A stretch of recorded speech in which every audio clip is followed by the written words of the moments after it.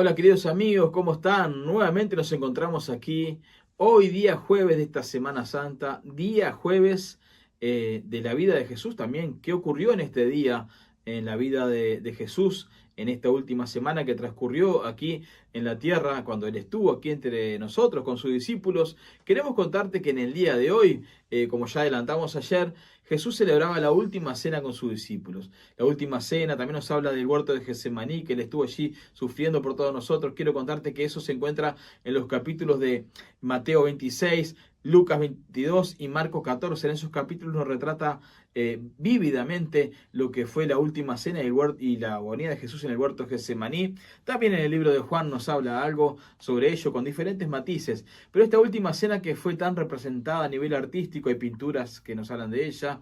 Hay, muchas esculturas en piedra, obras de teatros, obras que la han representado de diferentes formas, musicales que han hablado de la última cena de Jesús a través de toda la historia que podemos encontrar en diferentes lugares. Esta cena que es tan conocida, tan representativa también de la época de Jesús con sus discípulos. Ahora, ¿qué nos enseña a nosotros esa última cena y esa agonía en el huerto de Getsemaní de Jesús de aquella noche previo a ser entregado? Bueno, yo te quiero contar un poco lo que nos dice aquí. Primero, lo primero que vemos en esa cena dice que Jesús el día antes había mandado a sus discípulos a preparar todo para cenar con ellos, ¿sí? Para tener esta última cena íntima con ellos. Sabes que muchas cenas, muchos almuerzos, muchas meriendas y desayunos se habían pasado ya.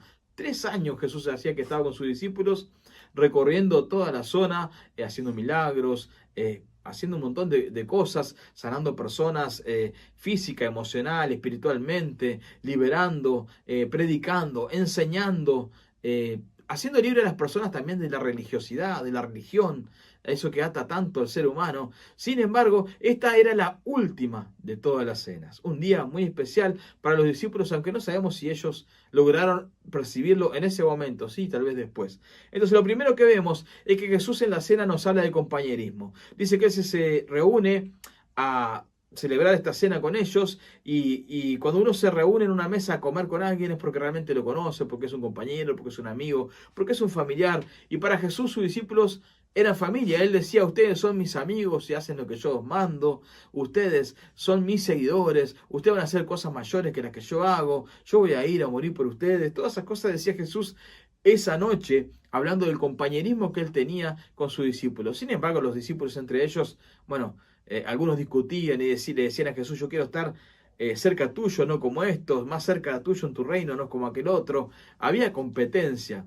Sin embargo, Jesús hace un acto increíble también, que es la segunda cosa que vemos aquí. Dice que Jesús, al escucharlos, al ver que ellos no entendían, al ver que decían: yo quiero estar antes que aquel en el reino, Jesús decía: porque todos me van a negar, y salta Pedro y dice: yo no te voy a negar bajo ningún concepto. Y Jesús dice: vos me vas a negar antes de que el gallo cante 2 veces, me vas a negar 3 veces. Entonces Jesús, al escuchar todo eso y ver que algunos estaban sumidos aún en cierta competencia entre ellos, Jesús sabe que la competencia destruye las mejores amistades. Sabes que todos debemos saber eso, que la competencia destruye las mejores amistades, destruye ministerios, destruye familias, lo destruye todo. Entonces Jesús toma una gran decisión esa noche. Toma su toalla, se para, dice que se la pone al hombro, se ciñe su toalla y agarra una tinaja de agua y empieza a lavar los pies de sus discípulos. Pedro le dice: no, yo no soy digno de que me laves, no podés lavarme los pies. Y dice: si yo no te lavo, vos no entras al reino de los cielos. Pedro dice: no, lavame los pies, la cabeza, todo el cuerpo entonces. Y Jesús empieza a lavar los pies de los discípulos y empieza a decirle: porque yo no vine a ser servido, sino a servir. Y Él era Dios. Entonces, ¿qué le estaba diciendo a sus discípulos? Ustedes tienen que amarse uno a otros. Jesús oraba esa noche y decía que ellos sean uno, que puedan amarse uno a los otros, para que el mundo crea y conozca que son uno. Empieza a decirle todas estas palabras a sus discípulos mientras lavaba sus pies y a enseñarles de la humildad del servicio. Qué interesante esto, cuando muchas veces nosotros creemos que por tener un cargo, tener un lugar, estamos más altos que otros. En realidad Jesús nos enseña que cuanto más alto estás, más tenés que servir a los demás en esta historia y en esta noche tan especial que celebró con sus discípulos. Después vemos que Jesús dice: ustedes me dejarán solo. Y bueno, ya contamos recién que Pedro dice: no, yo no te voy a negar. Pero la realidad es que lo que ocurrió es que todos los discípulos después lo dejaron solo a Jesús. Dice Jesús: me van a entregar, uno de aquí me va a entregar. Y empiezan todos a decir, seré yo, se señalaban, se miraban. Y Jesús dice, el que mete la mano conmigo en el plato, ese me va a entregar. Y adivinen qué, la Biblia nos cuenta que el que metió la mano en el plato fue Judas Iscariote, como ya contábamos algo de él el día de ayer. Y Jesús le dice, bueno, Judas, anda a hacer lo que tengas que hacer. Y Judas sale de aquel lugar y va a entregar a Jesús. Es interesante este dato, porque cuando Jesús dice, aquel que mete la mano en el plato conmigo, quiere decir que es una persona que comía del mismo plato que él. Esto nos enseña que a pesar de que Jesús sabía nuevamente, nos habla Jesús sobre el personaje de Judas, lo importante, ¿no? De este personaje, aunque parece que es solamente alguien malo, Jesús nos enseña que a pesar de que él sabía quién era Judas, aquí había una mesa larga con 12 personas. Pero no todos en una mesa de 12 personas y una mesa larga pueden comer del plato de Jesús. Sin embargo, Judas comía del plato de Jesús. Quiere decir que estaba a su lado siempre que se sentaban a la mesa. Qué importante saber que no importa el lugar que tengas, lejos o más cerca, Jesús siempre te da una oportunidad. Y en nosotros está el poder aprovecharla. Judas tal vez no la aprovechó, pero dice que era un cercano a Jesús, porque ponía la mano en el mismo plato que Jesús, untaba el pan, la comida en el mismo plato que Jesús. Eso nos demuestra esta frase que Jesús dice aquí. Entonces dice que Jesús transcurre la noche, transcurre la cena, los discípulos siguen cenando con Jesús, Judas se va a entregarlo y Jesús dice, me voy a orar, y se va al huerto de Getsemaní. Y así se lleva a algunos discípulos y dice que Jesús comienza a orar y comienza allí a sentir el peso de todo el pecado de la humanidad sobre su vida, se angustia mucho, llega a dudar, llega a decir, si es por mí, Padre, pasa esta copa de mí, pero que no se haga mi voluntad sino la tuya. Jesús sabía lo que venía y en su parte humana, no es que Jesús dudó su parte humana, carnal como cualquier persona, y dice, si esto es posible que pase, que yo no lo pase, pero si es tu voluntad, que así sea. Y dice que Jesús sentía esa angustia, ese pesar en su corazón por toda la humanidad.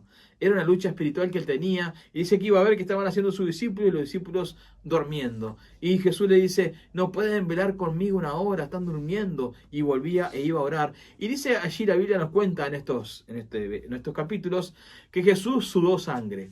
Y tal vez muchas veces atribuimos esto a un milagro sobrenatural. Y sí, en parte sí, pero en parte también tiene una explicación científica. Se nos dice que Jesús aquella noche sudó sangre. Y hay un fenómeno que se llama hematohidrosis, que cuando una persona está totalmente angustiada, con una angustia profunda que no puede de ninguna forma soportar, se ha dado en los seres humanos que comienzan a transpirar sangre. ¿Por qué? Porque los vasos capilares de tal angustia, el corazón empieza a bombear más sangre y los vasos capilares se rompen y en vez de la persona solo transpirar también suda sangre. Eso se produce, pero en determinados casos con una gran angustia, no es muy común. Y eso nos enseña que Jesús lo que tenía era una gran angustia porque tenía el peso del pecado de toda la humanidad. Aquella noche Jesús estuvo en aquel huerto luchando mientras sus discípulos dormían y que lo habían ido a apoyar en oración, pero no podían, su sueño era demasiado pesado. Y Jesús luchaba por la humanidad, orando por cada uno de nosotros, por vos, por mí, por cada uno de nosotros, porque iría a la cruz por cada uno de nosotros. Esta misma noche Jesús sería entregado, pero más a la madrugada, ya siendo viernes, Jesús sería entregado, sería capturado y enjuiciado. Pero en esta parte de la noche dice que Jesús oraba por cada uno de nosotros. Jesús oraba por vos, oraba por mí, oraba por todos nosotros. Jesús, todo lo que hizo fue por cada uno de nosotros. Créeme, mi amigo, mi amiga, que por más que te sientas como los discípulos, tal vez dormido en tu vida, hay cosas que no funcionan, hay cosas que no andan, así seas una persona que estás totalmente deprimido, angustiado, Jesús esa noche y aún hoy en día intercede por vos, intercede por mí, a Dios, porque lo que quiere es que seamos felices, que seamos salvos y que seamos sanos. Así que te invitamos en el día de mañana para poder compartir también qué es lo que sucede en este día viernes tan especial en la vida de Jesús. Pero hoy jueves, recordad que Jesús hizo todo lo que hizo por vos, por mí, por todos nosotros, que podamos también nosotros decidir por Él, para que sea el jefe de todas nuestras decisiones y que nos ayude en todas las cosas. Te espero mañana y espero que Dios te bendiga mucho a través de lo que acabamos de compartir hoy. Chao.